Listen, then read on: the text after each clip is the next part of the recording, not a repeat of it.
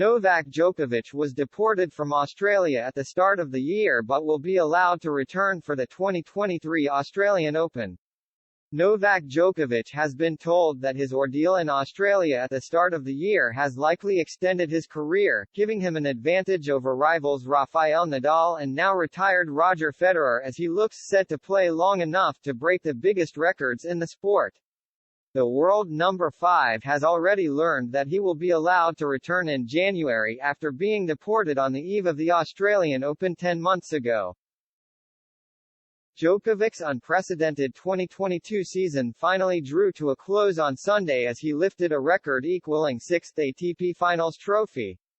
It was a stark contrast to the start of the year for the Serb, when he found himself in a government detention hotel in Australia after having his visa cancelled twice before he was ultimately deported. The 21-time Grand Slam champion has already received the good news that he can return to the country for the 2023 Australian Open after his 3-year ban was lifted.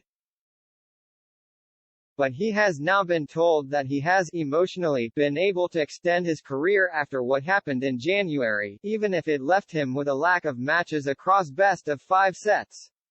Novak has been so close to being allowed to go to the Australian Open and so close to being allowed to go to the US Open, that it would have never affected his training blocks or his practice sessions, Mats Wilander told Eurosport, also referencing the US Open which Djokovic was left unable to play as he failed to meet vaccine entry requirements for America.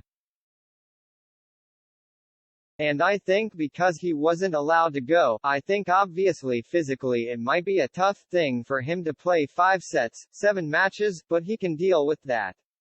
While he noted that the recently crowned 6-time ATP Finals champion had fewer Grand Slam matches under his belt for the season, he thought that the Serb had been left better off emotionally and able to extend his playing career.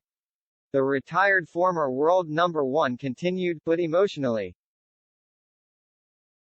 I feel like he's added another year or 2 to his career because he must probably be slightly upset about what happened.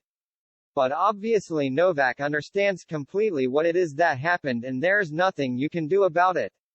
And is it right or wrong? It doesn't really matter. So I think he's able to understand that.